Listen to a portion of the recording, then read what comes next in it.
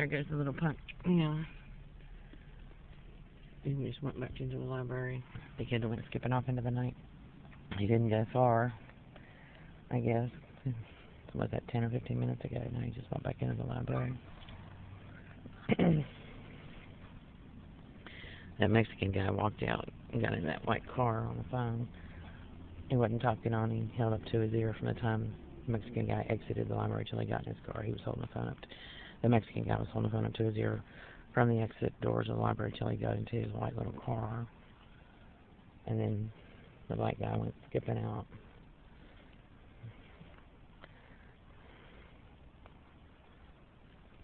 The black guy went skipping out, that black teenager, and went running back into the library. Straight over into the vending conference room area where I guess they're having some type of function. Then ran out the library again and crossed the field and went onto a side street, I guess, over across the way. And it's just went back into the library. Not that I'm concerned with him, I just have to note this kind of stuff because of his suspicious behavior. I have had no contact with that teenage boy today or any other day. I've never spoken to that child. Neither has Jacob.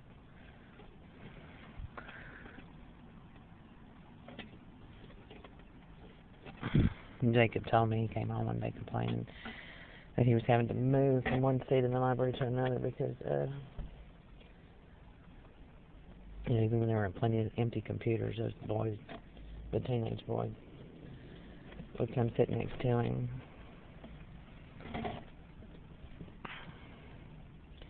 Jacob doesn't hang with straight trash, and he never has, and he doesn't have any interest in it either. And kids don't play games like that. You know, those are signs that pretty much indicate not a good idea to have anything to do with this person.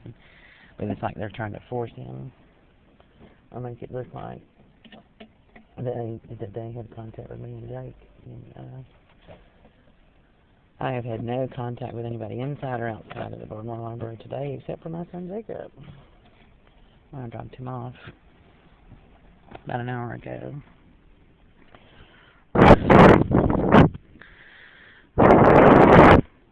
I'm guessing there was a delivery truck or something. I'm going to have to stop the cooler.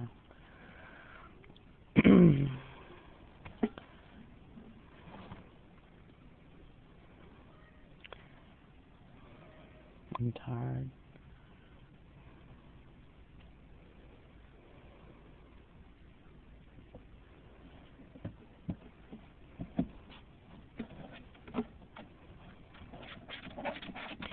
It'd be nice if Matt wanted to switch with me because I'm sleepy.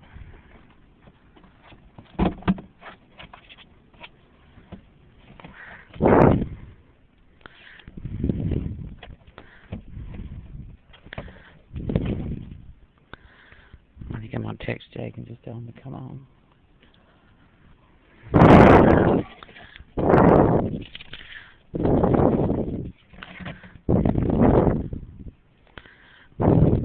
I don't want to drive back here and get more sleep. I'll sleep till 10.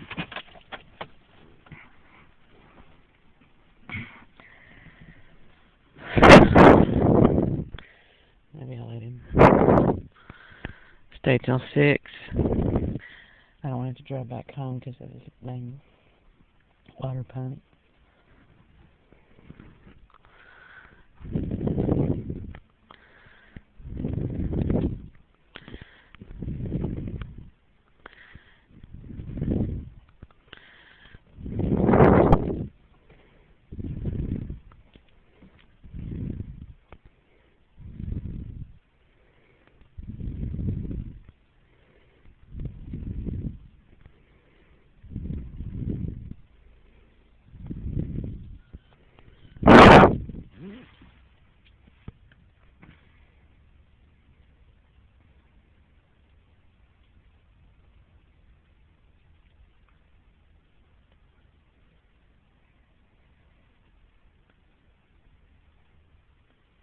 But it's not just me that's had trouble with these kids at this library. There's been plenty of people, and people have actually stopped coming here, and the reason that the way they do is because the librarians condone their behavior and don't do anything about it.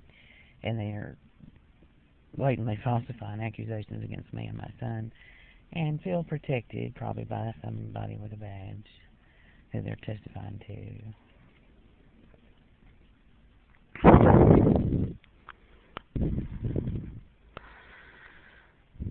I mean, I walked in here one day. I was returning videos. It was two black adults, females, that were standing in the doorway. Well, one of them was standing right between the security bars, holding a cell phone vertically in front of her with a camera focused on me. She followed me with the camera. She held it facing straight forward. Skinny black girl, and probably 25.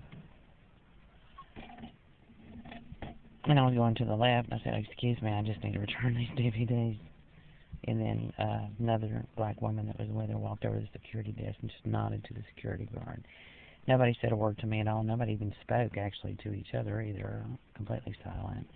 And then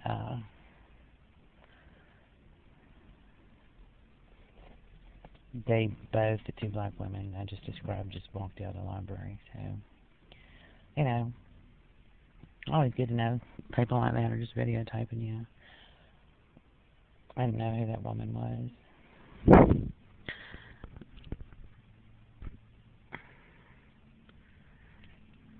She didn't say a word to me. You know, she was all intent on standing there in the double doors where the security bars are to videotape me. I guess to make it look like I was approaching her, or to get footage of me going there. Just, it's insane is what it is. It's absolutely a three-ring circus.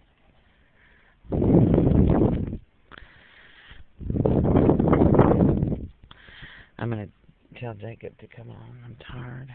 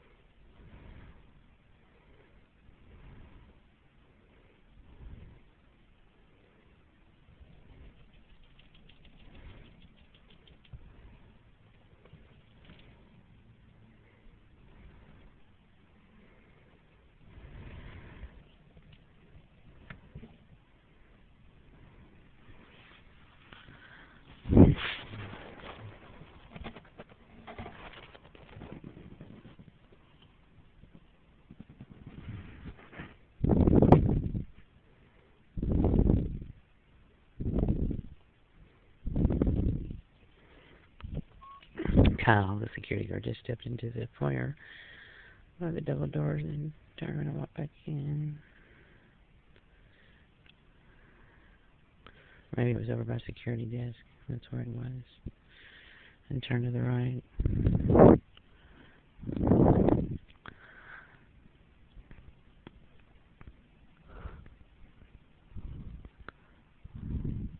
And he's standing there.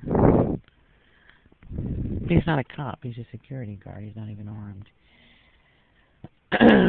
So that's what a lot of it has to do with, is just creating documentation that can be subpoenaed. While we're with the documentation, they got freaking video cameras. Hello.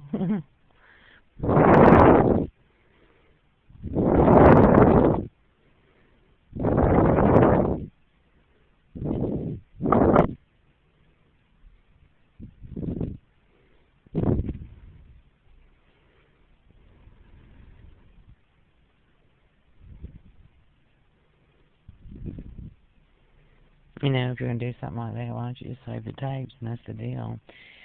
It's after the fact. There's no crime being committed.